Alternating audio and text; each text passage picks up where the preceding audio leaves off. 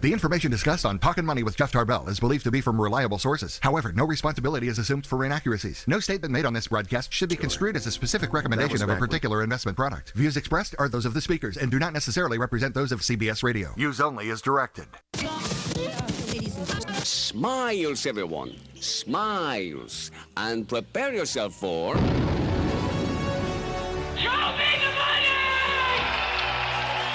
Ladies and gentlemen, the radio broadcast experience designed to keep your wallet in top condition. It's Talkin' Money with Jeff Tarbell. Talkin' money. Talkin' money. More money, more money, more money. And now entering the studio, your guru for fiscal fitness, Jeff Tarbell. Right. How you doing? Good morning. We are back. I guess we've been back. We're here. They're here. We're back. That's right. Something like that. People listen to the station don't hardly ever change the station. They're always here. We're not. We're the ones that are coming and going. We're coming and going. Let's try that again. I'm back. He's back. And, of course, Christopher Laud is back because, quite frankly, he's always here, too. He got nowhere else to go. So we start every show the same way. Let me give out the numbers real quick. 339-1140. 1-800-920-1140. This is Talkin' Money. My name is Jeff Tarbell. His name is J-Fod. And his name is C-Vod. I kind of like that, C-Vod. Doesn't really... You like that. Mixed master. Makes one of us, huh?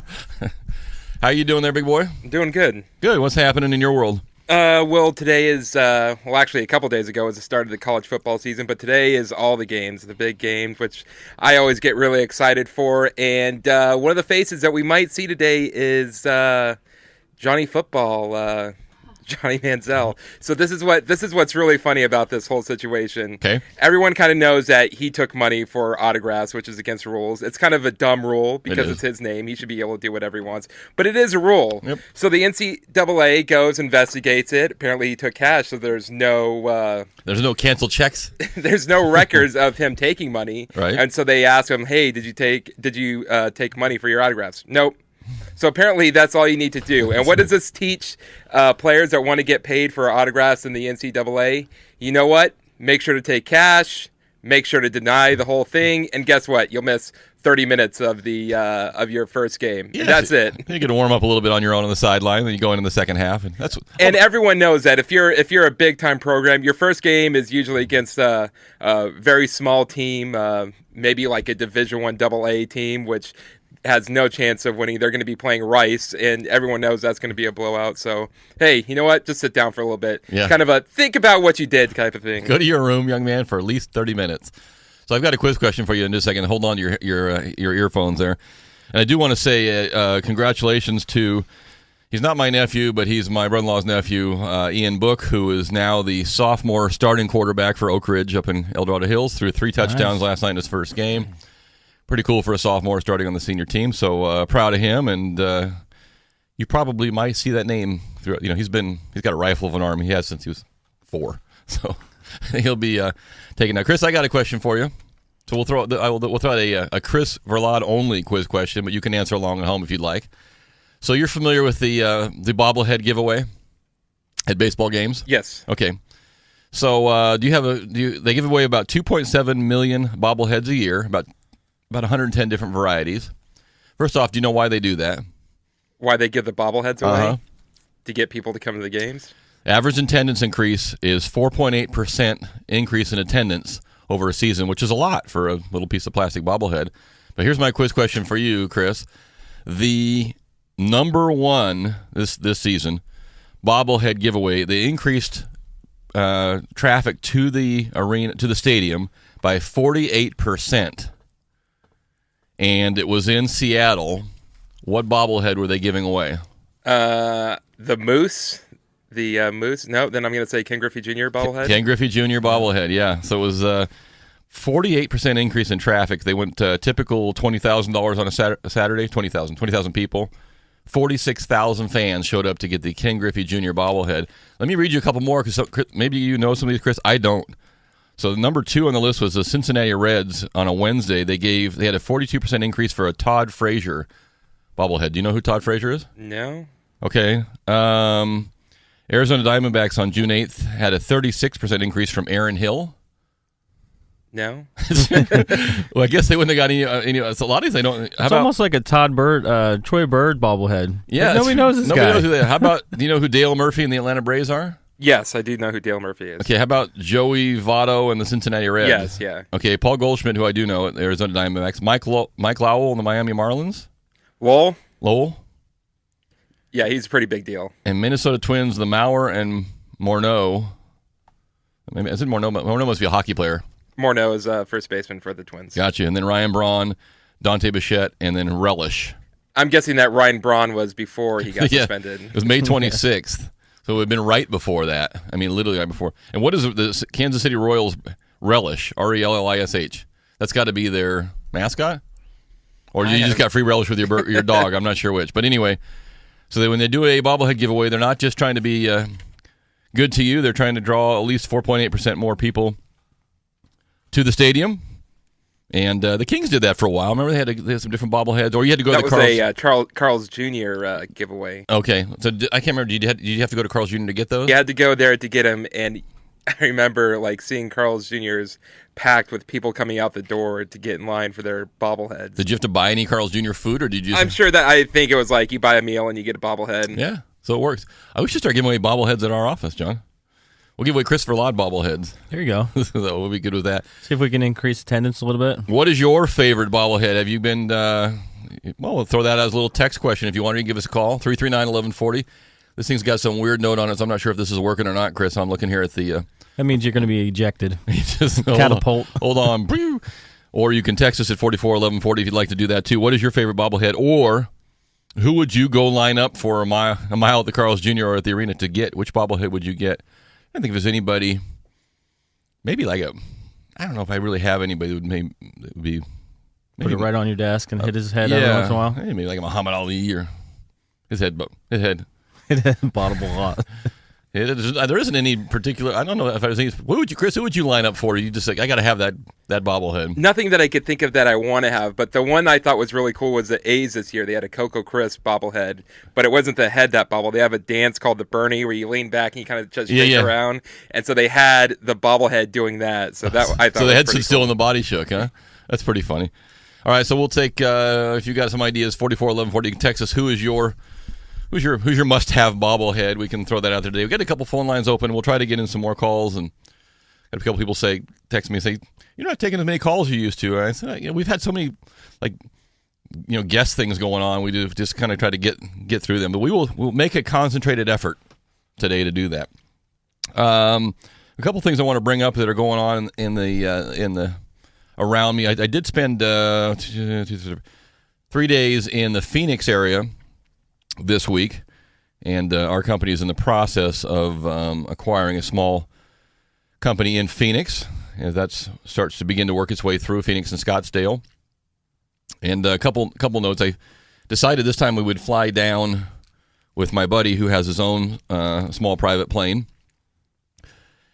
So we flew from here to San Diego to Phoenix back to Orange County to Sacramento. About 7.5 hours of flying in a plane. So number one thing comes to me is I do not want to be a corporate pilot, and I know I'm going much slower than the guys in the jets, but it is boring.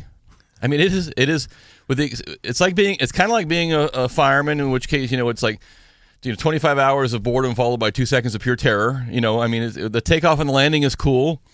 And for me, getting kind of back into the flying Olympics, I did some, not a lot, but it is enough to be dangerous, and for me to kind of get back into it was kind of fun. But you want to be the guy in the back of the plane. Let's be honest about it. If you have your own jet, which we do not, you want to be the guy sipping on the soda or the beer, not the guy sitting up front, because you are just sitting there watching another cloud go by and another cloud go by. And we're only going about 185 knots, which is fast for private planes, but it's you can see every town go by. Whew. There it goes. So it is. That would not be my job of choice. And my very good buddy of mine, Mike Feston, remember Mike? He's a pilot there, and he flies the big stuff. So he does very well there. But I will say this: regardless of whether you are flying a $40,000 little Cessna, a $400,000 plane, a $4 million plane. It doesn't really matter. When you come into these private terminals, because there's a bunch of them there. You take Orange County, for example. There's probably 3 or 4 where you don't come into where the big guys come in. You come into a private terminal. And when you come in there, I tell my wife last night, it's got to be like how flying used to be in the old days. But you pull up, and I honestly, I mean this. It doesn't really matter whether you're in a $40 million Citation 10 jet or you're pulled up in your own Piper. You barely have control of the damn thing. Guys come walking out to the plane. How you doing? Hey, I brought you a cold bottle of water. Can I grab that bag for you? Hey, did you know we just finished baking some fresh cookies inside? The bathroom's to the left. There's some wash towels. Clean up a little bit. We'll top off the tank of your gas for you a little bit. You guys need to go somewhere. Here's a car. Here's our car if you need the car to go out and run around a little bit. I'm like, huh? We're buying like $400 to $150 worth of gas. We're getting $2,000 worth of service. It is amazing. And you go into the little private thing, the lounges, and there's all the pilots that are just kind of hanging out, waiting to take off again. So, I mean, we're peons. We're not doing anything, and it's just amazing. It's like this is how it had to have been in the golden days of flying, where people really wanted your business. And here, because there are 3 other spots on the airport you could pull into, they really have to fight, to get you to come in. It's amazing.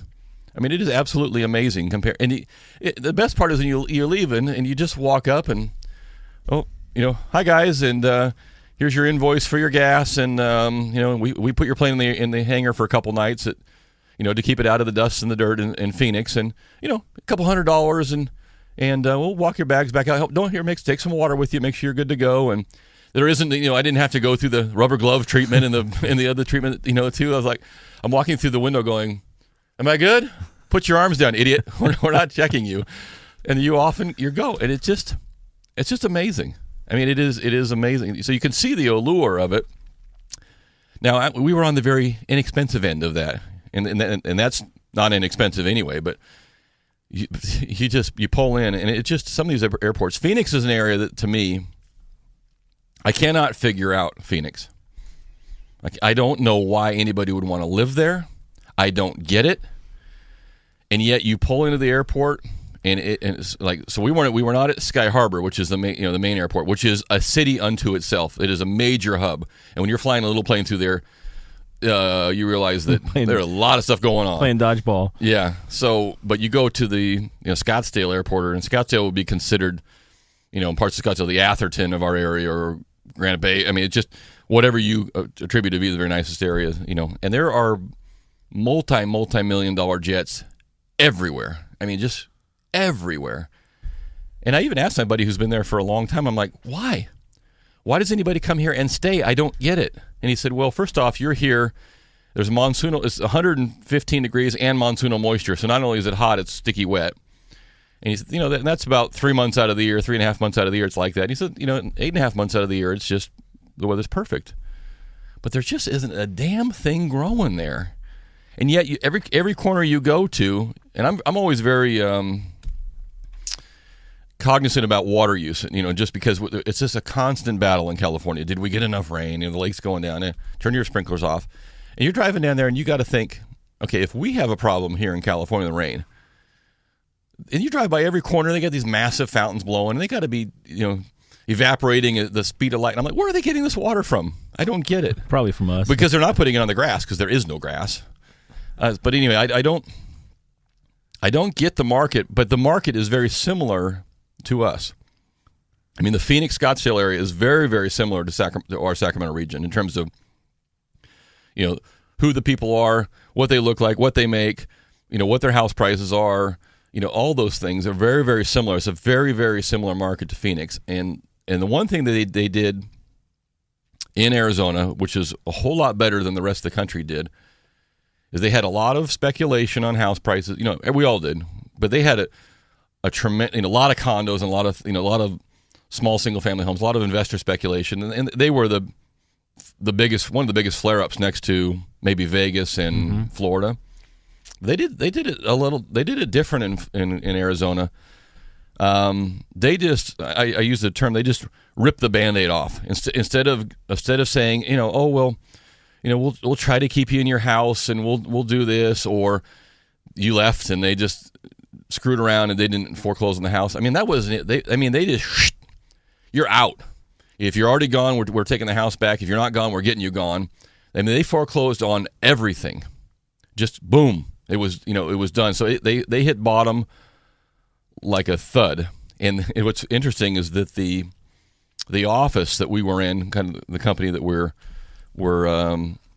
is joining forces with us, right next door was where they handle all the trustee sales, for the foreclosures. And they were telling me of stories where that company had taken over almost the entire floor. And you would see every 2 or 3 days, you would see people lined all around the building, down the stairs. They were all there for foreclosure auctions. This is one of the major places they did it. And he said, now there isn't anybody here. I mean that has, that rat has gone through the snake, right. And it is done. And their values have come back up. And I consider Phoenix is now having the same problem that we are, that there just isn't any, there's not a lot of inventory. So it's a very interesting. They still building out there, or is? Yeah, you see a little bit of that. They're still their prices are not. The prices are back recovered, and there just isn't a lot of inventory. But they're not. I don't think they've come up enough yet to where the builders can still get their way back in. But I was there for 48 hours, so I didn't get a whole. There's a lot of housing there, though. I lived there for about a year and a half, almost 2 years, and a lot of housing, a lot of remote areas where they kept kind of pushing out, same as us, pushing out to the outlying areas. And I'd have to agree that the biggest challenge, I think, is obviously if you go in August, you wonder why people live there. But overall, it's a little bit monotonous if you think about it for us in California. I mean, 6 hours to the mountains, 6 hours to the beach. If you want to find water, you can't find any. It's a different place. Yeah. So they'll tell you that we have lakes, out there, and then you go up to the Flagstaff. There's mountains up there, so it's a little bit up there. I don't know. It's just you're not moving there tomorrow. And I like the area, and I like the people there. So it's a kind of a nice place to go. And I'm sure that you come October, November, December, it starts getting a little foggy and mucky and yucky. It'll probably be a real nice place to be. I guess I kind of like a change of season, and I like color. Everything. And do you know brown? Do they have and I'm being serious, do they have a statewide code, or is it a regional code that says your house has to be brown? Because all they are is shades of brown. Here you can complain, you can drive by a guy's fluorescent yellow house and the next one's fluorescent pink. You're like, oh my God, what's that guy thinking? But there is color here, but everything there is natural. I mean, it blends in with the land. And so you, almost like when you go skiing, everything's like, white, there's a snowstorm, you're snow blind. Here you're like brown blind. There is no color. So it's an interesting place. So I don't know. Oh, they were getting some texts on who you'd like to see for your from your ideal bobblehead. Isaiah Thomas bobblehead. Okay. Let's get in our first quiz question in the morning. Let's get the phone lines cleared out and get them open. 339-1140, 1-800-920-1140. You can text us at 44-1140. We are going to get into some fairly interesting stuff today. There's a lot happening around the mortgage world, and some good, bad, and indifferent. Talk about all kinds of fun things. We got a quiz question this morning. Yeah, since we're talking about flying around, Yep. We're going to throw our screener here for a little loop. But Okay. there's apparently United Airlines is one of the most popular for top flyers. So they're private. They're flying United Airlines. Okay. One of their top flyer flew 1 million miles in 2012. That would be 40.2 times around the world in 1 year. Now that's a lot of flying. That guy wasn't home on weekends, I'm guessing. Okay. Jeez. My question is, what is his name and what does he do? But I'll make it easier. He is an auto sales consultant, and he's flown 1 million miles in 2012. The second person would be Hillary Clinton, who flew 260,000 miles, or 10 times around. Now, she was flying for the U.S. government. But auto sales consultant flew 1 million miles in 2012, which is 40 times around the world. What is his name? We would know that? Yeah, you can know that. I would know that? Yeah, maybe. Okay.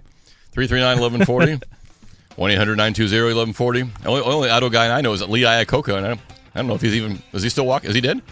He died? We didn't do a Lee Iacocca memorial show? This is Talkin' Money. We're going to be right jack back. Talkin' money. we're back to Talkin' Money with Jeff Tarbell. Thank you very much. How are you doing? Happy Labor Day, right? I almost said Memorial Day. Cheer up, would you? Come on. Labor Day, 3-day weekend. Happy Thanksgiving. Happy Thanksgiving. Merry New Year. We did get a winner to Kevin got the question right. I don't know how he got that right.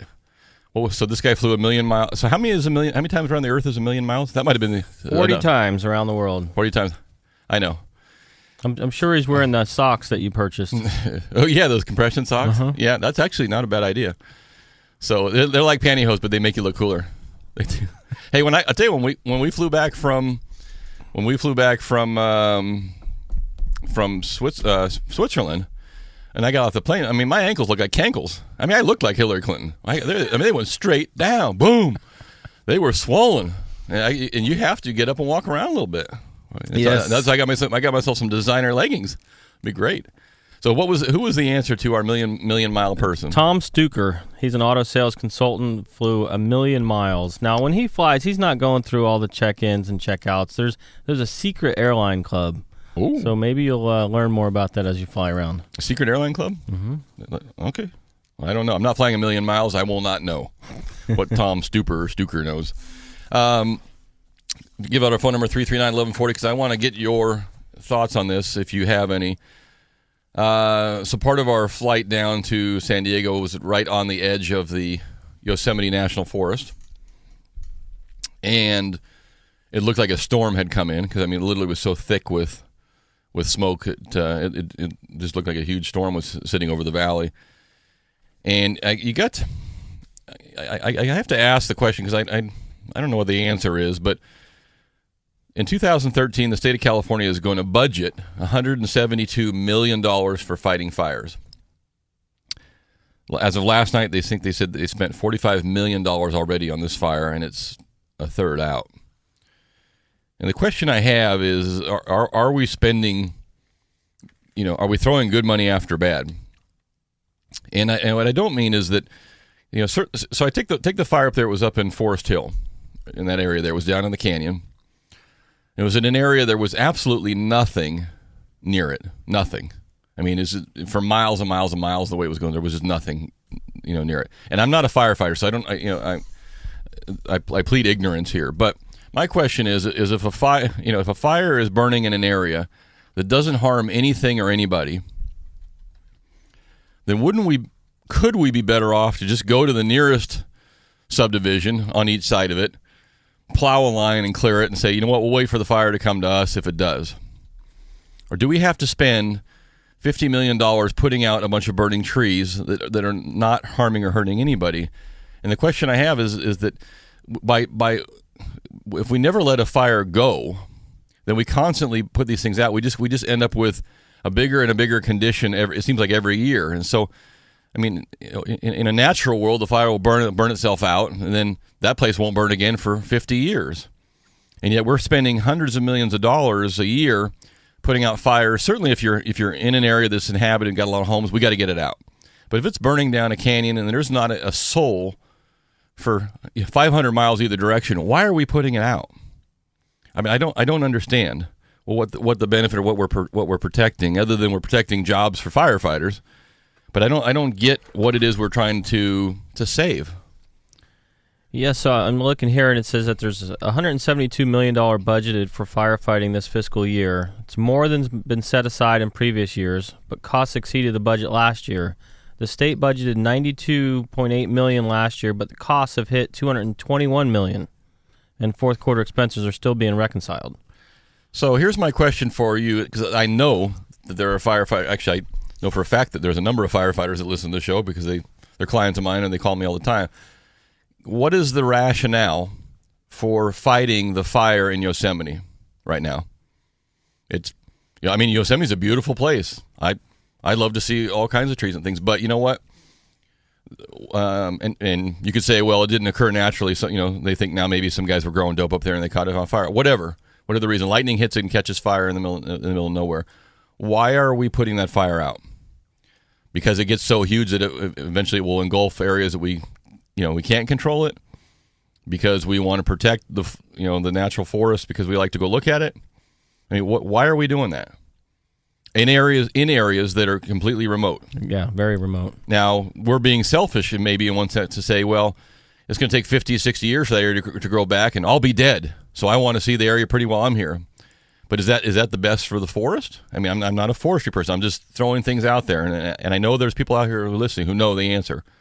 So if you're willing to venture an answer, you can text me if you want, 441140, or better yet, you can give me a call, 339-1140.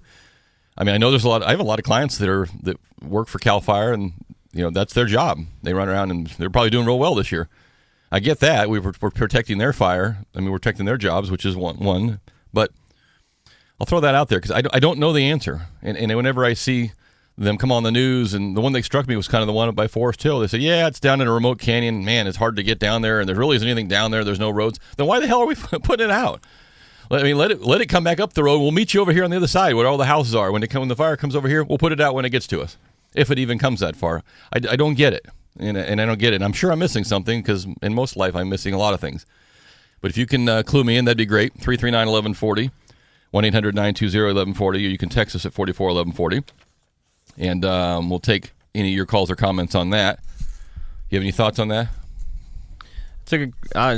I always wonder the similar things, especially when it's starting to go so remote. It's like, why don't we just set out a perimeter far away, and when it gets to that point, we'll meet you. It's like if a tree falls in the woods and nobody's there, does it make a noise? Who cares? I wasn't there. So anyway, we'll let that hang for a little bit and see if you have some comments. I know it's a 3-day weekend, so all our firefighters either are probably busy putting out fires or on vacation. Get into a little bit of the mortgage stuff this week. I thought was interesting. Oh, I wanted to cover before I did that, and I'm sure you saw this by now. And we've been talking about this a little bit over the past, but the NFL, National Football League, which is gearing up. Chris, when is the opening? Is that next weekend? This Thursday. Oh, this Thursday. So we're ready to roll. So college is this weekend for reals, and the NFL is next weekend for reals. So NFL signed a agreement this week.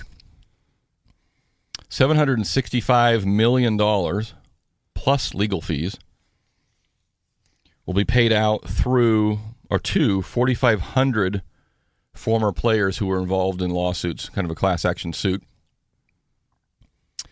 And they'll pay it out in various schedules depending on, you look at some of the maladies that they're involved, pretty ugly. I mean, a lot of them, you take Junior Seau is probably the biggest example of someone who killed himself. They couldn't figure out why did he kill himself until they did an autopsy and found out that he had a lot of brain problems. So they're paying out on different levels. I think it started at $5 million was the high if you had died from something, and it works its way down depending on where you are.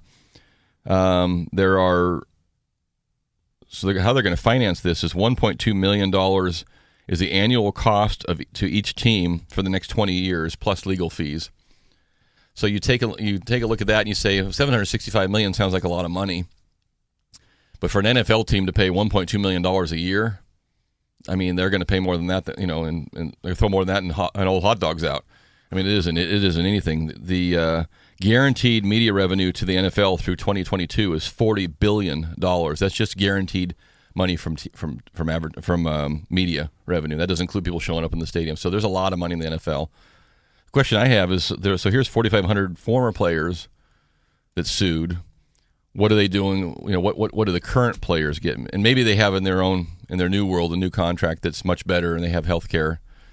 I still contend that the NFL as we see it today, much like the forest up in Yosemite, is going to be different tomorrow. And I mean, maybe you'll keep having people show up and want to play. But you start looking back down the chain now, and there was another article, and I can't find it with me, but coaches were talking about in the junior leagues and in the high school participation for football, declining, because you look around and I have 3 daughters, I don't have a boy, but I couldn't in good conscience tell my boy strap on a helmet and go play football.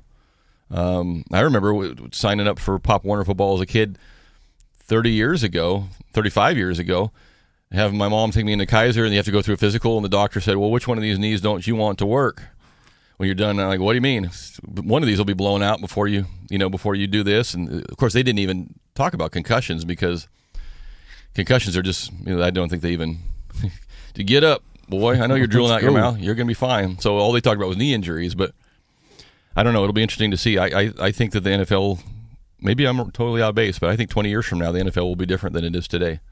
And just in terms of changes, and it doesn't mean they won't be tackling. What are your thoughts, Chris? You think the NFL is going to go to a rugby style, or? Well, I was just saying that Joe Davidson was on yesterday with Grant, Okay. and he's the writer for high school sports in Sacramento, and he was saying that a lot of schools are losing a lot of players because kids aren't playing, and where some people are saying that kids shouldn't play tackle football until they're 13, 14 years old, which is high school. So yeah.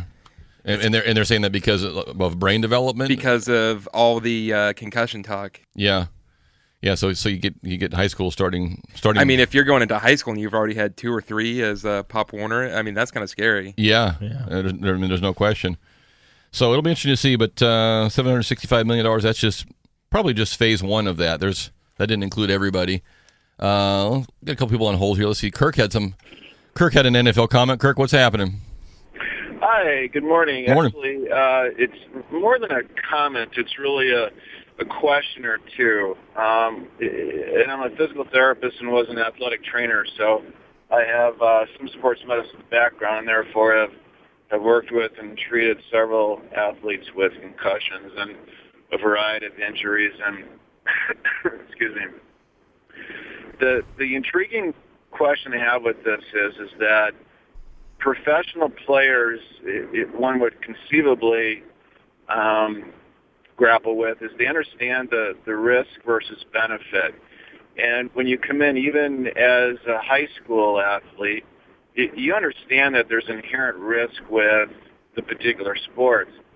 In the professional sector, you're getting compensated what I would consider conceivably well for these inherent risks. And if you pose the question to an athlete who's being recruited, okay, so you can go ahead and you can acquire $1.5 million per year, just as an example, or you cannot play. Do you really think that they would opt for the latter option, which is to not play and give up the $1.5 million per year? I'm having a hard time understanding where an individual does not understand the inherent risks involved with making such a lavish salary. Yeah, I agree with you, Kirk, on a couple of points. One is that, so I guess maybe where I disagree with you is on the high school level, and so we don't let high school kids go out and drink and drive because we can say, well, hey, you guys should understand that getting drunk and driving your car is inherently risky, so you should, knock that crap off. Well, I mean, high school boys do a lot of stuff for a lot of reasons that aren't real smart. But I agree with you with the pros. So you take a 6'4", 300-pound stud, black, white, or green. I don't care what color he is. He comes out and out of college and say, okay, well, I'll sign you for a $1.5 million a year contract, or I got a job at Arby's for you, at $8 an hour. Which do you want? And maybe the issue is maybe the reason the settlement came from the former players, because they weren't making $1.5 million a year. They were making $40,000 a year, and with no benefits, and without not nearly as much knowledge. I mean, we used to sell cigarettes and call them healthy, right? So there's a lot of things that maybe in the past have been cured as far as expectations and compensation, and maybe that'll end that. I just think that the issues will not end, and I don't care how much you tell somebody, hey, I'm going to pay you $2 million a year, and when they're 51 and they're not playing anymore, and they have Parkinson's or ALS, or they put a shotgun to their chest and kill themselves, that their family's not going to look around and say, you, the NFL, are responsible. I mean, people still sue cigarette makers, and we know damn well cigarettes aren't healthy for you, and they do it anyway, and they still win. So I think the only. So now what's going to preclude the, let's just say, fair market value compensated athlete? We'll just leave it at that because we know that's an ambiguous term. But let's just follow that premise that you just laid out. Okay, so now from this point forward, is every pro football's contract going to have an attachment to it that would preclude them from future lawsuit for the one that has just currently been settled based upon perhaps the previous football players were not compensated at a level that would have been 1.5 million, et cetera, et cetera. So I don't understand this point forward then what's going to preclude any additional lawsuits until you and I are no longer around. That will just then be an additional, let's just say, stipend or something that would go, infinitum. Yeah, I don't know either. I always just say follow the money. And if you follow the money, so one of two things will happen. Either the NFL will get tired of writing checks to people, or, as Chris was just saying, that high school kids will look around and say, man, look at all these heroes of mine. Let me tell you right now, God forbid, knock on wood, if Joe Montana put a gun in his mouth and killed himself because he had brain damage, so a guy like me and people that who almost worshipped whoever your hero was, and you look at that and say, oh my God, that guy, after all his success, killed himself or died or living with Parkinson's. That'll trickle down, and then pretty soon the NFL will not have a steady stream of widgets to put on the field, and then they're going to have to make a change because either nobody wants to play the game anymore, or we're going to have to change it so people will want to get back into it. And so I just think that as we know it today, it will be different, and I think it will be different. And I'll jump off here. Thanks. Yep. One closing comment though is as you mentioned, people will always follow the money. Yep. And it goes back to the Adam and Eve scenario. But thanks so much for taking the call. All right, Kirk. Yep. Enjoy your day. Thank you very much. Sure. Okay. Bye. Good comments, and he's been around an awful lot of athletes. Probably seen a lot of good, bad, and different. So we're going to take a quick break. I'm going to. John's got a quiz question for you. 339-1140, 1-800-920-1140. You can text us at 441140. Yeah. So second quiz question of the day: families are expected to spend $26.7 billion this quarter on what? Keyword there is probably families. $26 billion with a B, $1 billion on what in this quarter? And probably be front-loaded in the quarter. Yeah. 339-1140. We got some tickets to the Hellwig Winery Concert Series. Pablo Cruz coming up. If you want some tickets to that, we have some Roundtable Artisan Flatbread Pizza. Your choice. So if you got John's answer, we'll take your calls and we'll be right back. This is Talkin' Money. I'm Jeff. That's John, and we'll be right back, Jack.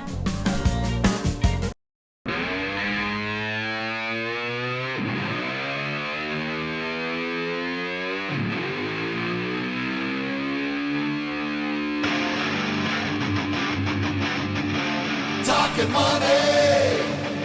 And we're back to Talkin' Money. And here's Jeff Tarbell.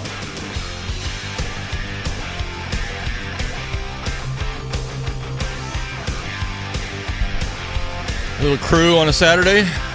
How are you?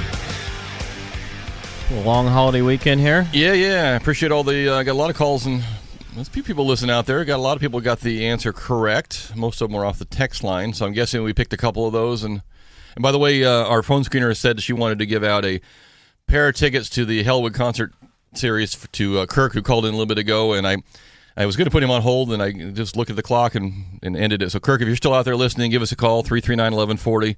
If you want a pair of Hellwig passes to the Pablo Cruz concert, you are the winner of the day. We allow our phone screener a little bit of a flexibility there in her job, a little bit. She can bring us cookies, or she can bring us brownies. She can show up on time, and she can pick one winner of the day. So, 339-1140, Kirk, if you're back out there, we'll send you some tickets if you'd like that. We did have a question. It was some enormous number of money, $26.7 billion spent this quarter by families. And probably really in the last 45 days. Yes. Okay. So we had washers and dryers. That'd be a lot of washers and dryers. And then we had a whole bunch of people said back to school supplies. Was it the right. Was it the washers and dryers? No. Oh, it was the school supplies. Back to school supplies. So you're talking about shoes, pants. Nope, no clothing. Those hats that go backwards, all the bling. No clothing involved. What? Just glue? This is like glue and pencils? Glue sticks, tissues, scissors, hand wipes, wet ones, spiral notebooks. The pens. Scissors, your pocket folders. And what was interesting about that article was that the brand name companies... So not just tissue, but Kleenex, not just glue, but Elmer's glue. Right. And they're really targeting the teachers and saying, hey, when you guys put out your school supply list, don't just say get a glue stick. Elmer's glue stick or Kleenex brand, and they're really going after the teachers. And they're are they incentivizing the teachers? Or are they giving supplies to the schools? Or are they just teachers walking around with a bunch of fitties sticking out of their pocket, or what? I'm not sure, but we got our school list. At the end of last year, we got the list for the next year. And then 2 weeks before school started, we got the list. I mean, we're talking a list. I'm just like, really? What do you guys bring here? I mean, it's not one pair of scissors. It's like, why are we buying 5 pairs of scissors? If everybody buys 5 pairs of scissors. Because 4 other little kids won't be able to afford to, and you're going to bring in the four. Is that right? Is that why they do that? You don't shake your head like you're like a principal. You know exactly why they do that. So anyway, I think our school just says, just write a check, and we'll get what we need, and you just shut up. And then still bring the stuff anyway, if you would. Well, I think when you get a list, you're like, oh, yeah, no big deal. I'll go buy some scissors, some Kleenex, and then you're $150, $200 into it, and you're like, oh, oops, maybe I should have wrote a check for $75. So another lesson on why not to have kids. Exactly. I can give you. I'm not even going to go down that road. Yeah, There's just not an ending that was going to be anywhere. Where does it start? Let's back up the tape and just take the last 8 seconds off. There's a lot of reasons to have kids, Chris. It's awesome. I'm sure. As I watched, I'm not going to go down that road either. Let's just say I'm staring right down the barrel of 12 years of college tuition. At least at a minimum. And it doesn't. It's not even like all like year 1, year 2. It's like year 1, year 2, year 3, 4, 5, year 6, 7, 8, 9, 10. I mean, they're all going to go in a row. They're going to like stacked, and then I will be the guy with the shotgun in his chest. Because I keep telling my wife right now, if business doesn't go so well, I'm worth more dead than I am alive. I mean, let's just be honest about it. And quite frankly, she's pretty much tired of me anyway. Yeah, I said next time, marry for. I don't even know why you married me, but marry for something different. So, I mean, the pool's almost done. I mean, I pretty much have tapped out. I got a little bit of stucco work left to do, and the house will be done. I'm pretty much. My usefulness is pretty. You're never done. I cut the grass. This is the reason I don't hire landscaping, because I have a semi-sinful use. I go, hey, honey, I'm dead. That grass can be a hell to keep up with. So, you got to be some chores there. And I do sweep the pool once in a while, too. So, I got to function. I'm not really sure what else function it is, but anyway, Chris, I'll talk about that off the air. That's just not going to go well for anybody. I can't believe that we didn't get a single call yet or comment about the firefighters. And the question, if you're just tuning in, and maybe we're all fighting at Yosemite right now. Dude, we're getting paid right now. We're not going to stop and ask your question or answer your question. Why is it that we fight fires? Rural wildland fires, not the ones around the subdivision, not the ones that are causing danger. Why do we put out a fire? If you know the answer to that, 339-1140, I will give you tickets to a concert or or Round Table Pizza or whatever you want. Come to my house and cut the grass you want to do, whatever you want to do. 339-1140 or text me at 441140. Why do we put out wildland fires? Why are we spending? John said last year our budget was $90 million or something. We were up to $200 million last year. You know darn well this year's worse. This year's not even close to being over. Why are we spending that kind of money putting out a fire that is going to burn stuff we don't see? If you know the answer to that, I'm open to it. I mean, I don't have an agenda. I'm just trying to figure out why we're spending that kind of money putting, saving trees that will regrow and probably need to clean out some of the areas. So if you know the answer to that, that's awesome. Give us a call. I'm going to get all the real estate items in hour number 2. I do see this. I find this interesting. Otherwise, I wouldn't have brought it. Of course. If I didn't find it interesting, I had to come to your house and had pizza. Why are we advertising Obamacare? Why are we advertising it? Yeah. Why are we? The state of California is spending money. They're getting the money, but they're spending money. In Minnesota, at the fair, they're giving out free little things saying, little balloons and things saying, sign up for Obamacare. Why are we advertising it? This is the greatest thing ever on the history of the planet. There should be a line. This is the equivalent of me saying I have 0% interest rates. I don't even have to advertise. I just have to open the door. Rates are free today. Come on in. You don't have to change your lender. I have a friend of mine that's an insurance provider, and he's spent a lot of money currently advertising and waiting for October to roll around, and he's got signs, Obamacare provider here, come in and sign up, and a lot of other things going on. So I think it's a matter of people are looking to, But we're trying to. the gist of these ads is to get off your existing healthcare system and get onto the national system. And this was such a great idea. We didn't even have to even discuss what was in the plan before we voted on it. I mean, this was a given. So I don't get it. Why isn't there a mad rush to the Obamacare plan? According to the Kaiser Family Foundation, national polls suggest that the public is skeptical about the health care law and unclear about what it does. A poll released this week by the nonpartisan Kaiser Family Foundation found that 51% of Americans say they don't understand how the law affects them. More Americans disapprove than favor it. Kaiser also found that so far people are mostly getting their information about the law from the media or family and friends. Oh boy, Yeah. There's three good sources: your family, your friends, and the media. So, anywho, Seek a professional. But I agree with that. I think people still don't know what, why, how. I guess what's the effect? If you don't have any insurance at all, maybe you could check into it. But then you don't need to advertise. If I don't have insurance, you don't need to advertise to me. I'm going to just tell me where I guess you could direct me to the door, but you don't have to sell me on it. But these are more like sales type things. This is going to be so great. I'm just throwing it out there. We got to take another quick break for the top of the hour. When we come back, all real estate, a lot of good things going on, some interesting things, some interesting news I didn't know about our area. 30% of you, we need to discuss some issues with you. This is Talkin' Money. John Foderero, Jeff Tarbell. You can find John. Is there a johnfoderero.com? There's a johnfod.com. Is there? And a johnfoderero.com. And that's you? That's me.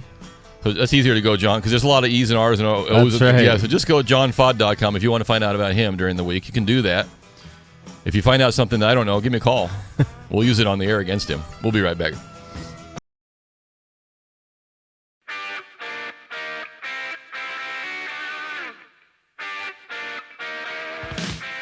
Talkin' Money.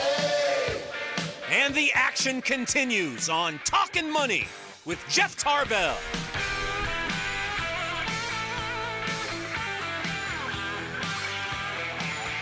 Name that tune.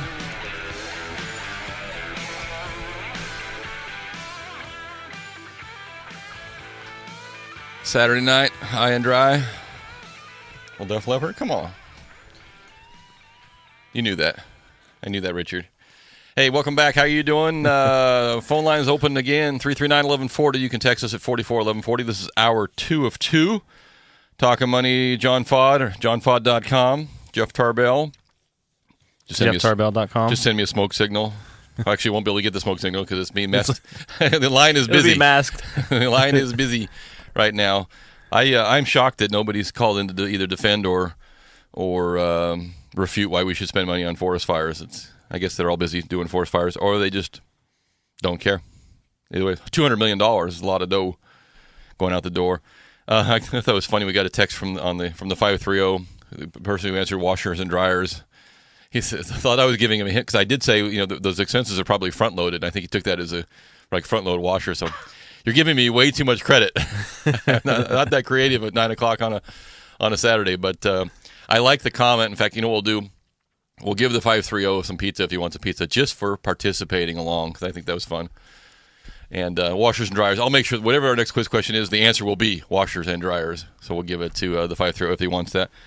Hour 2 of 2 today, John and I are going to roll back into what we know, which is a very, very small window segment. We'll probably be done with this by 10:06, so pace yourself if we get to that. I'll start backwards because last week we talked about this a little bit, and then we had wasn't it last week we had the guys in from yes. Okay, so hour 2 we didn't get to much of anything that was related to the real world of where John and I hang out, which is in the mortgage and real estate related world. I did bring up last week briefly that let's see, when was the announcement here? Mortgagee letter 2013-26, August 15th. So 2 weeks already? Was it that long ago already? Yeah. Well, remember, the FHA puts out a letter, then you have to digest it and figure out what it really means, and then you have to have a conference call with them to figure out if you're figuring it out right. So it does take a little bit. But 2 weeks ago, FHA came out with an announcement. FHA, if you don't know, is the one arm of the federal government that insures home loans for. I'm not reading that joke about Def Leppard, by the way, and that's not new. 530. One arm of the federal government that does the financing for, which is FHA, 3.5% down payment. There's lots of benefits to FHA, some not so good benefits, but it is a hugely popular program. It allows maybe a little lower credit score, maybe a little higher debt ratio. There's just some benefits. It allows some gift money, some things like that to be used. So on August 15th, FHA made an announcement that they were going to make a couple changes to what they will allow lenders to do and what they will insure. And it relates around the fact that they want to go backwards and they want to look at the people who lost a home into a short sale or a foreclosure. And they want to figure out why. And if you meet a certain criteria, they want to allow you back in the home market a little sooner than maybe previously it would allow. And under current rules, if you had a short sale, so you sold your house for less than it was worth, regardless whether you were late before you made the short sale or not, most of you were because you had to stop sending payments. The current rule is Fannie Mae says you can come back in. Now, Fannie Mae is a different insuring division. Fannie Mae says you can come back into the loan progress in 2 years. A lot of lenders have adopted their own rule and said, you know what, it's going to be, we're going to make it 3.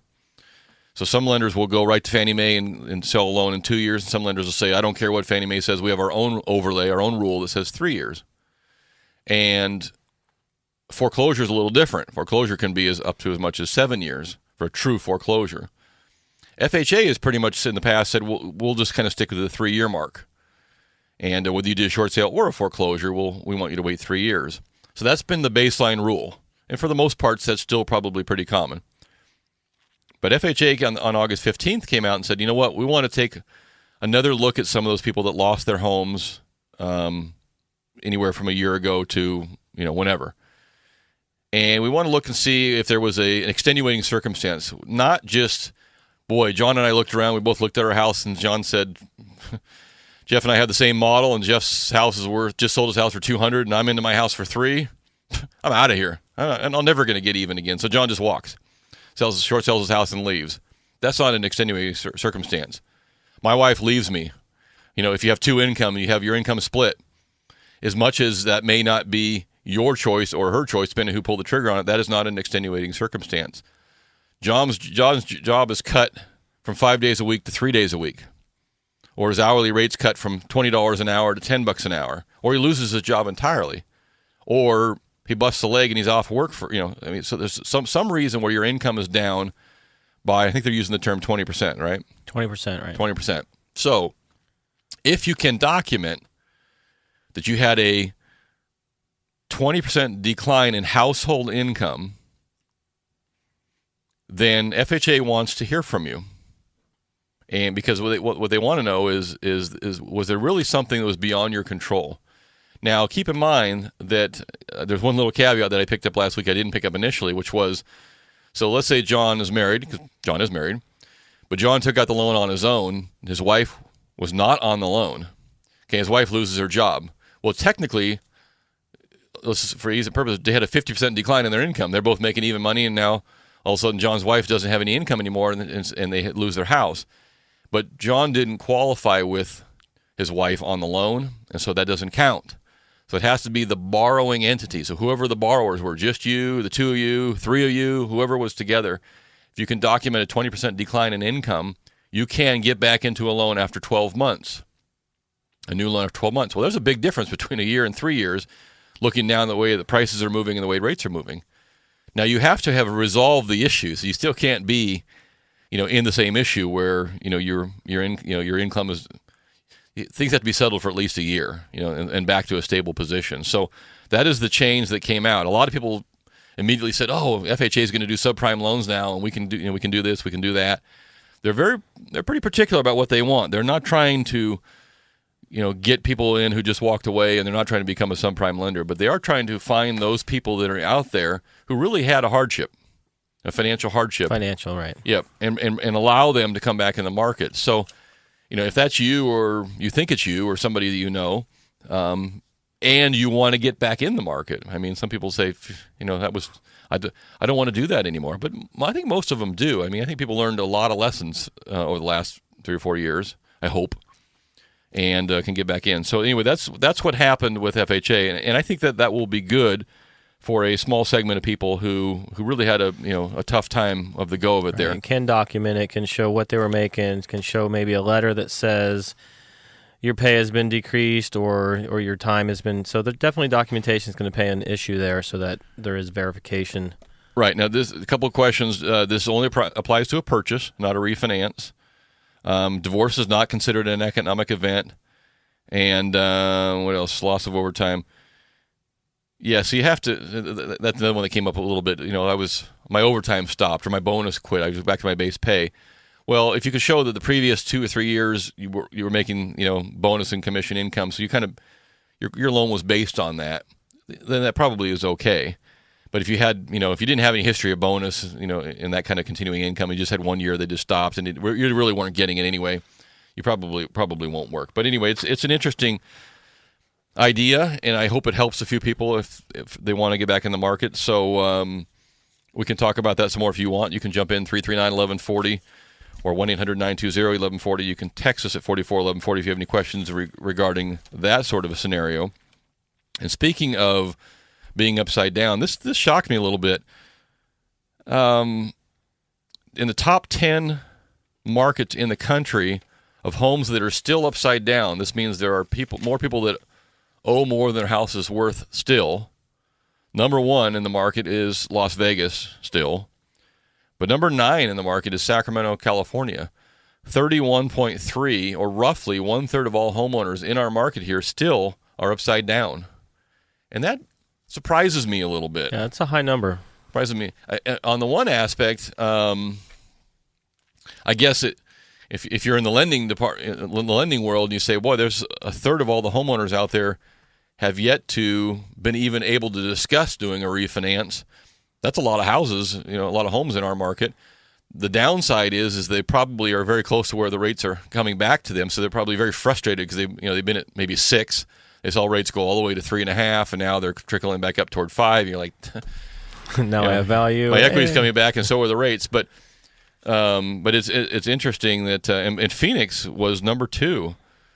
They're almost number 10, right behind us at 31.3. So Las Vegas, Atlanta, Orlando, Detroit, Tampa, Riverside, Chicago, that surprises me, Miami, Sacramento, Phoenix. The average in the nation is 23%. So we're up above quite a bit.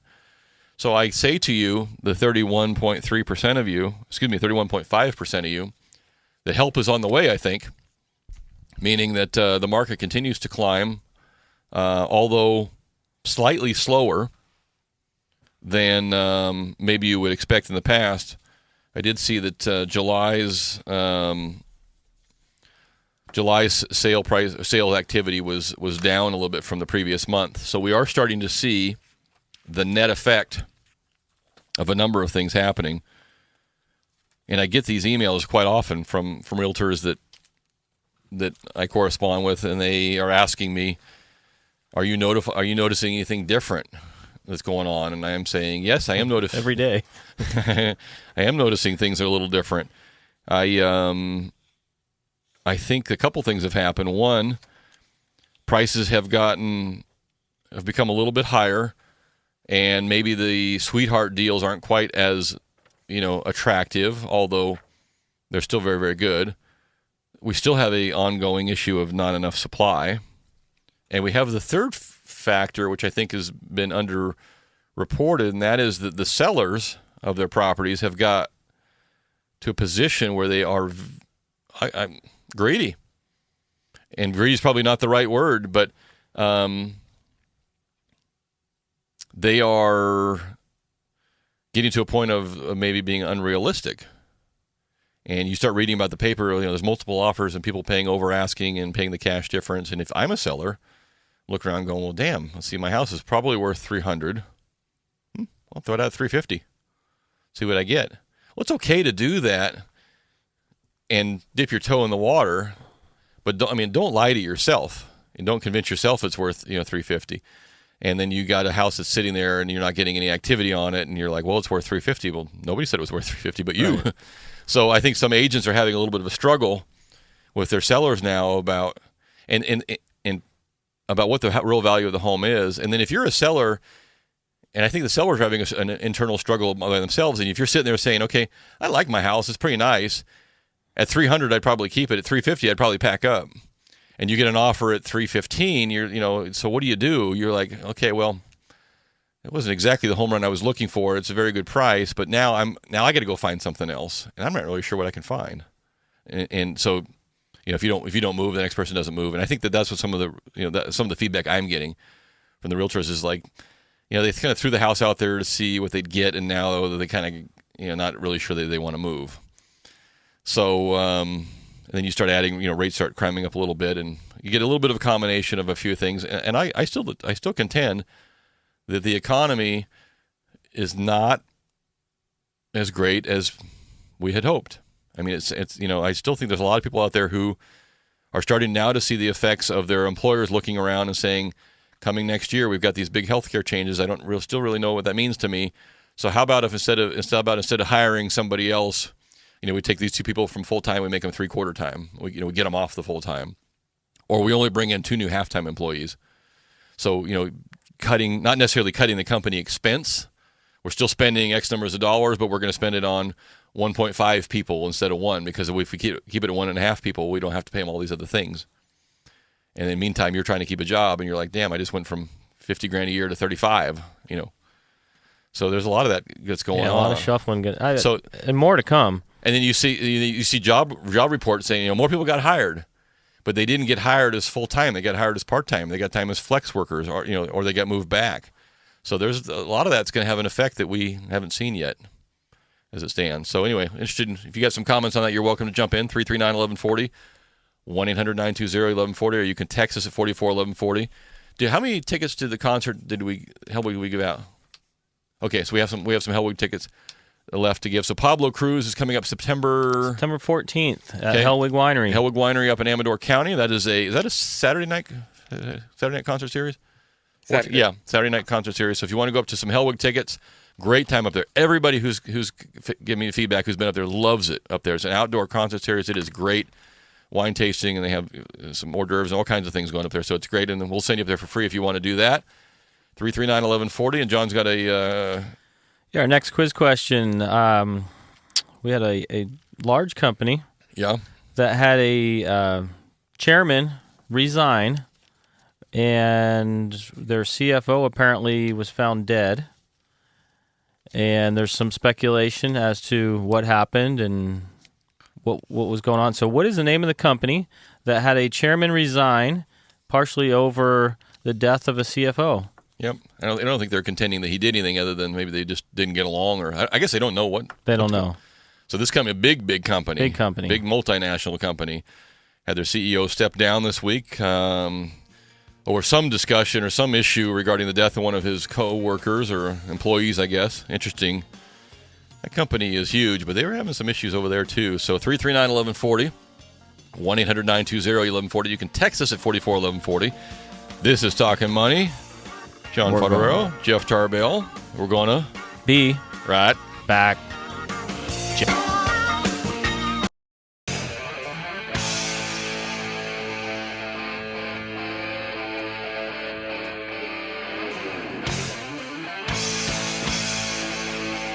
Talkin' Money!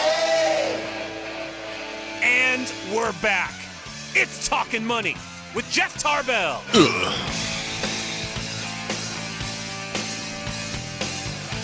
Guess we're not doing any live Christopher Laud rejoiners today, huh? It's Labor Day. I took it off. Oh, it's I got holiday you. Weekend. I apologize for thinking you'd work a full day. That was totally inadequate of me there. How are you doing? 339-1140, 1-800-920-1140. Did we get a winner of our? No, we didn't. Interesting. It was in quite a few places. So we'll let that hang a little bit more. So this company, I'll tell you, they are a big insurance company. The CEO just abruptly stepped down this week, right? Was it the CEO or the chairman? The chairman. The chairman, okay. And there was a right in the same time frame, they found, I think, the CFO, one of their other key, was dead and is committed. I think they Apparent said suicide. committed suicide. So, trying to figure out what's going on there, or what the relationship is, or why everything's going on. But big insurance company stepped down, or the chairman stepped down abruptly this week. A little different than when the guy from Microsoft walked out. I don't think anybody killed himself in that deal yet. No. Off the text line from the 916, Jeff, is a reverse mortgage really a good thing? A loaded question. Yes and no. If you're under 62, no. Not a good thing. If you don't have enough equity, no.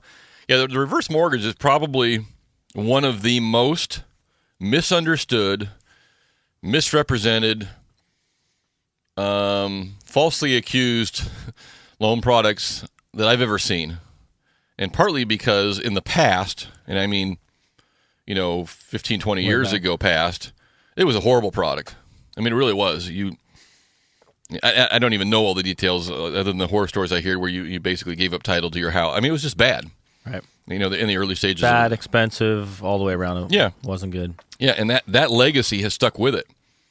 And it's kind of like a scarlet letter program. It's like, oh, you have a reverse. What's wrong with you? You can't afford. There's a negative connotation that goes with it, and I think part of it is that once you qualify for a reverse, people think that makes them old, and they don't want to admit to themselves that they are considered 62 years old, which I don't consider old, but you do qualify for the program. But if for some reason if you get one, all of a sudden you have now admitted you are old. And I think that's half the battle, because you get I don't think I'd have a big problem with it. The people who come to me that are in their late 70s, 80s, they don't give a damn. Right? How much are you going to give? I am old. That's right. I'm lucky to be standing here, boy. Now hurry up. This better not take very I don't long. want to pay my mortgage next month. Right. I want to get this thing while I'm still getting. That's right. So it is kind of a funny deal. But is the reverse mortgage a good thing? I think it's a phenomenal thing for where it fits. And, for the right reasons, it's spectacular. Yeah, and I'll give you some of the misconceptions, because a lot of you that are listening aren't in the market for reverse mortgage, but your parents, your grandparents might be. In fact, probably are. And what you're really doing is you're taking out, it's no different than a regular mortgage. There's a lien on your house that you must pay back. You own the house. The equity, if there is any at the time you go to sell, is yours if you want it to be. You decide what to do. You pay you cut the grass. You paint the house. You pay the insurance. You pay the taxes. It's your damn house. I don't want your house. There's no lender in the world that wants your house. You got enough houses over the last few years. Okay, so if anything sticks in your head from today, they don't want your house. You own it. Okay, that's number one. And believe me, that is number one. Everybody thinks, oh, okay, I've given my house up. No, you haven't. You've done nothing but take another mortgage out on your loan. Now, the good parts of it, you don't have to pay the loan back. So you don't have to pay the loan back. There's no obligation for you to pay the loan back. If you are the borrower on a reverse mortgage and you pass away, which I've heard happens to everybody at some point in time, except for one guy. If you pass away, then the same thing would happen to your house that would happen to your house if you passed away, if you owned it free and clear, if you passed away, if you had a 30-year fixed on it. Somebody, whoever your heirs or your trust or whoever, has to make a decision what to do with that house. Okay? So you pass away today. Boom, got hit by a bus. House is worth $300, I owe $150. Your son, greedy little grubber, looks and says, well, hell, there's $150,000 in equity in that house. Dad got hit by a bus, and I want the equity out of it. So your son contacts the lender and says, Dad got hit by a bus. Wear black, look sad. Okay, funeral's over. Now what do I do with how do I get my money? And so the lender says, hey, we'll have the house appraised. We'll look at it and say, yeah, there's equity in it. What do you want to do, son? I'll put it on the market and sell it. Great. Go sell it. Pay us off. Boom, done. Now, Dad gets hit by a bus today. Dad's had this reverse mortgage for 25 years. Got it when he was 62, lived till he was almost 90. gets hit by a bus and the loan's worth $300 and the house is worth $300. Dad gets hit by the bus. Son goes, "Damn it, Dad." I hope he had a good insurance policy. Calls the lender up and says, "It's worth what I owe. I don't want it." Lender says, "Great. Here, sign a listing agreement. We'll sell it. We'll sell it for you and get rid of it." And here's the one that everybody's worried about. Grandpa gets hit by a bus. They owe $400 on it. It's worth $300. This has happened a fair number of times. In fact, I had a phenomenal example. I'll give you an exact example. Mom had the house forever. I mean, the reverse mortgage for a long, long time. She owed $220,000 on a house that was worth $100, and the kids wanted the house. It meant something to them. The lender did an appraisal and said, "Yeah, you're right. It's worth $100,000. We'll sell it to you for $95,000." $220,000 is owed on it. The kids got to buy it for $95,000. So there is no obligation. There's no continuing obligation for you. Your mom, your dad, your grandparents, whoever had the house, they're upside down. You have no obligation to do anything with it, and you certainly, sure as hell, don't have to pay the difference back. But if you want the house, they'll actually work with you. Yep. And the logic is, okay, it is what it is. I mean, the value is what it is. We're going to have to go take it over, pay a listing agent, and sell it. So the lender probably gets more money by selling it to you for 95%. And you say, well, what happened to the $120,000 that was lost there? This is where the reverse mortgage part, what people will call the downside to the reverse mortgage. There's a upfront mortgage insurance premium, a PMI premium, like all FHA loans. It goes into a pool of money. Most houses aren't upside down when they're sold. Some are, like any other insurance pool, auto or whatever. It's paid by the lender. There's no obligation to you to pay it. So the reverse mortgage can be phenomenal, and I always tell people, if you're getting down to a point where you have to make a decision between, I have pools of money, okay, and I have X numbers of dollars, and I got to live until I'm not living anymore. So I've got $100,000 in equity in my house, I've got $100,000 in this IRA, and I got $50,000 in other funds here. So which pool of money, ideally, do you want to use first? The hardest one to get at is the $100,000 under your house. So once you delete your $100,000 in reserves, they're gone. And they might even be earning a little bit of money. So if you can figure out a way, if you're in that position, to utilize some of that equity in your house, or for some of you, and for many of you, all you're really doing is extinguishing a mortgage. You're actually not getting any cash out of the house. What you're getting is getting rid of the mortgage payment. Boom, my $1,100 a month is gone. Now I don't have to draw so much. Right. I was having to draw $3,000 a month to live on, and $1,000 was going to my house. Now that's gone. Boom. Like now I got to draw $2,000. So it's not for everybody, but it's certainly worth having the discussion to do it. And as John mentioned earlier, he mentioned the cost. The cost in the past was hideous. Yeah. Hideous. They have become much more reasonable, and they're still semi-competitive. There's not as many reverse mortgage lenders out there as there used to be in the past, but it's still very, very competitive. So the program is very good, and it's changing, by the way. So if you're considering or want to talk about it, they're going to make some changes to it which benefit the program, not you. So it's going to get to, then they need to tweak it a little bit to keep it a little more solvent. So that program's going to change in the near future, and it's going to be a little less helpful for you in terms of the amount of cash up front. But anyway, that's the reverse mortgage lesson of the morning. We're at the we got to take a break, don't we, Chris? Yeah? Okay. When I come back, I want to tell you some other things that are going on, and also, just out of curiosity, quick question, everybody in there. Chris, turn your microphone on. What do you think is the average size home, average single-family home in square feet floor area in the United States right now? And I'll tell you, it is going up. Going up. I know. It is going up. What is the average size house for square feet? What do you think, Chris? 1,400. Okay. I think it's, 2650, 2642 is the new average. It went at like in the 90s, it was just under 2,000 square feet. It peaked out kind of late 2000s around about where it is now, about 2,600 square feet, and on the increase too. Metro area with the largest increase in new home size from 2010 to 2013. The Carolinas. What's going on in the Carolinas? Yeah, I was reading that. South Carolina. You can buy big house for cheap. Can you? Tucson, Arizona is on that list also. So is San Jose. So 2642 square feet. If your house is bigger than that, you're too rich. If your house is smaller than that, don't worry. There'll be a whole bunch of big ones in the market in the future. So you got that covered.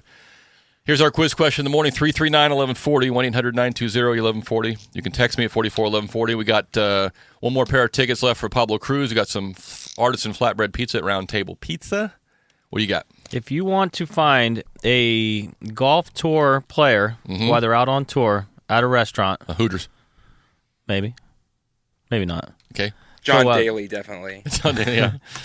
Where would you go to have some food to run into a golf pro as they're out at tour? So on tour, the most popular place to eat, I should say, Yes. for a touring golf player. And how many people are actually on the tour? Do you know, Chris? Like I know there's like 100 qualify, but there's got to be. I would say regular in the close to 100. Yeah. Like everyday player on tour. Yeah. Yeah, so you think about so every Tiger Woods and Phil Mickelson, there's another guy like John and I. Well, that's not even fair. John and I couldn't. No, we're not. We using that wouldn't caliber. qualify to even carry their bags of the 100th player. But where would you find them eating on average? And this is an interesting article about where you. And I'm going to give you a little one that's not going to be it. It says, I'm not going to eat at Ruth Chris that much, says Russell Henley, 24-year-old rookie who has earned $2 million this season. I'm not famous like Keegan or Rory. Now he's he's made $2 million. He's making $2 million. Yeah, scrapper. Okay. Well, if you think a lot of these guys, if you're not in the money, if you don't make the cut, you don't get any money. So that's kind of so you're driving from place to place, just relying on getting into the money. That's right. So Chris is kind of on to something there a little bit. So what do you think you'd find the most responded to place to eat for your PGA Tour player? 339-1140, or you can text us at 44-1140. We're going to take a quick break. We'll come back. We'll continue on down the road. I found a carpet. Speaking of Chris, reasons to have kids or not have kids, I found 3 carpet styles. The latest trends in carpets, no stain type carpet. So maybe the carpet cleaner business might be going on we better have to short their stock of the carpet cleaning business. And Nissan is out doing something to keep up with the Tesla. Talk about that too. So we'll be, we got a few things to cover a little bit. About half the show left, so I hope you'll join in and tune in or join in, whatever you want to do. This is Talkin' Money. John Fodero, Jeff Tarbell. We're going to be right back, Jack. Talkin' Money. And we're back. It's Talkin' Money with Jeff Tarbell. You're in left field, man. We get a winner to our quiz question? Danielle? Nice. They must have read the article. They might have. They might just, maybe that's just Doug? Oh, Doug is Danielle. They're the same. Doug is confused, or Jeff is confused, one of us. So it was Doug or was it Danielle? It was Doug. Okay, Doug got it right. So if you want to find if the tour is coming through your town, you want to meet up with maybe that's how Sergey Brin met his wife, new girlfriend. That's a whole different story. That's a whole nother story. We'll talk about him next week. Yeah. There's a lot of activity going on with that young man. Well, when you have a few $1 billion, I'm fairly certain there's... And some cool-ass glasses. Those are not cool.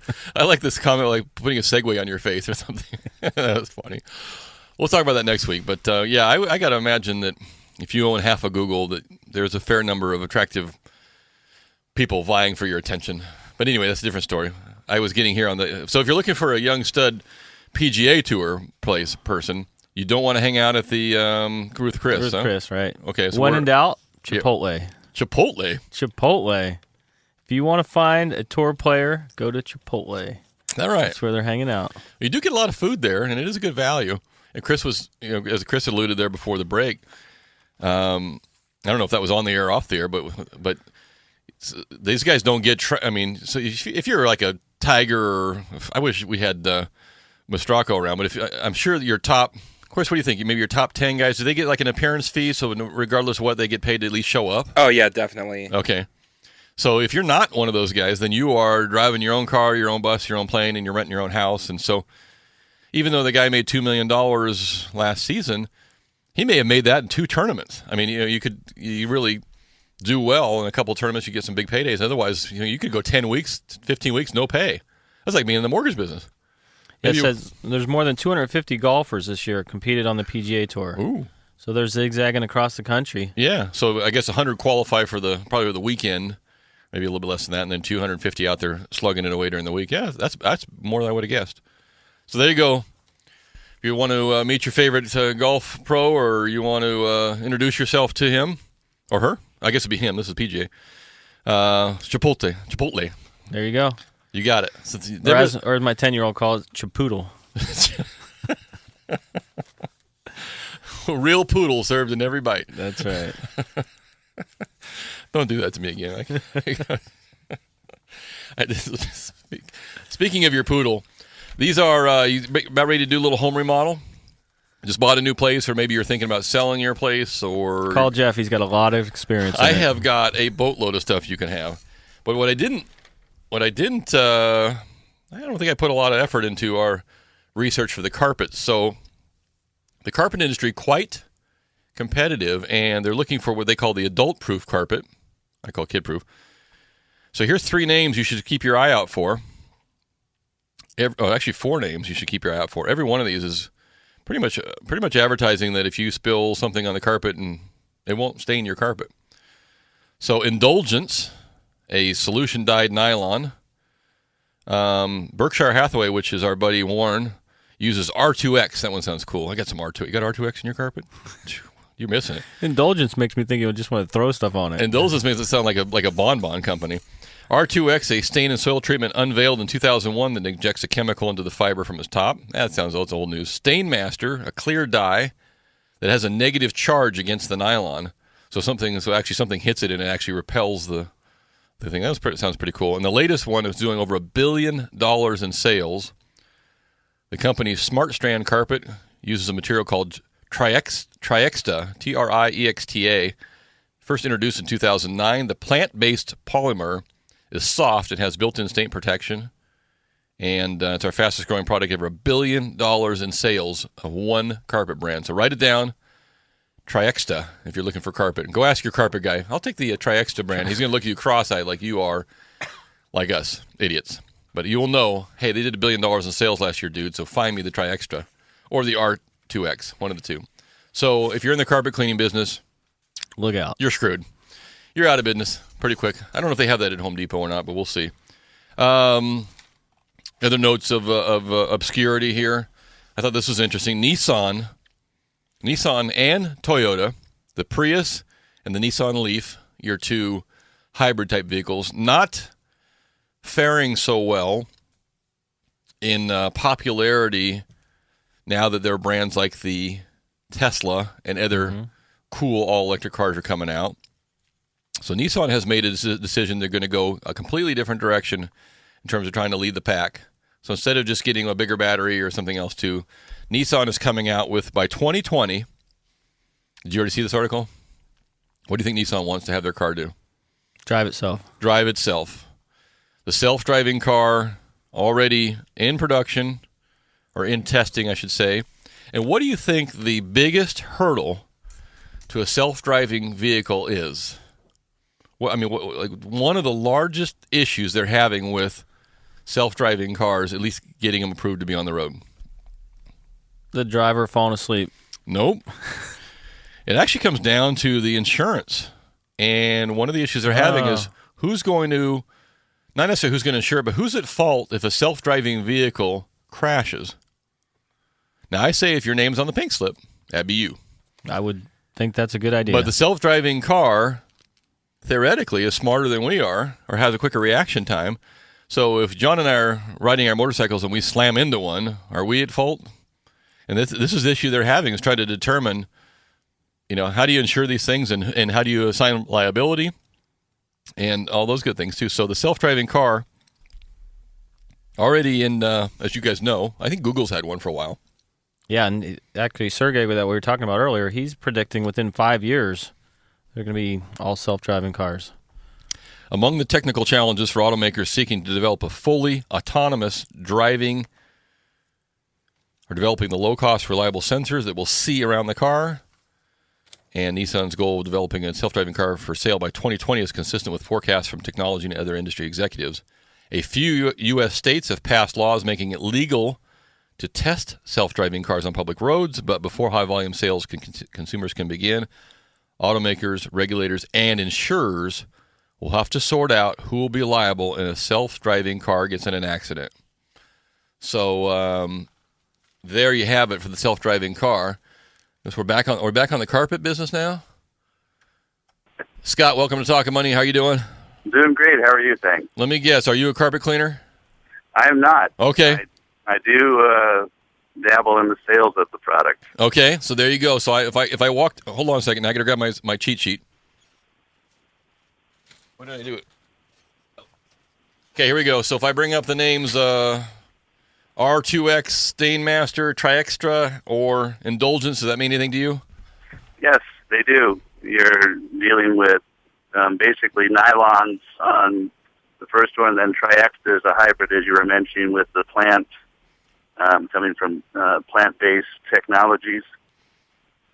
And so this is a half-page article in the Wall Street Journal on these carpets. So are we in fact coming to a position or a time in life where we can spill on our carpet and not worry about it, or are these a little bit of a hype? No, there are a lot of things in the last 5 years that have been developed that absolutely will protect carpet. You're seeing 25-year wear, 25-year texture with lifetime stain and soil. And if I look at it, so looking at price-wise, so if I look at a carpet that doesn't have Triextra in it, what does that run me per square foot versus the good stuff? Well, Triextra, because it's plant-based, is actually being sold at lower price points than the nylon. Nylons are better wearing, responding to cleaning long-term. You know, I have customers that have come in and said, yeah, it's about time to get rid of the carpet, and find out they've had it for 30, 35, 40 years. Wow. And those will always be nylon-based carpets. But with the Triextra hybrid from the PET polyester line of fibers, which had been, the polyester had been your weaker of the two, better against stain, you now have a combination of these two fibers coming together, the Triextra and the polyester, and giving you excellent stain resistance. But carpet cleaners don't need to be worried because all of the warranties require that your carpet be cleaned on a regular basis, depending on, the warranty and all of that is called for. Gotcha. All right, Scott, I appreciate the lesson. Thank you very much. I'll put you back on hold. We'll give Scott something for calling in. And plus, with the Triextra, it's plant-based, so you can either smoke it or eat it when you're done, which is nice. It's extra. I'll have a salad. And, see, you didn't think about that, did you, John? There's always...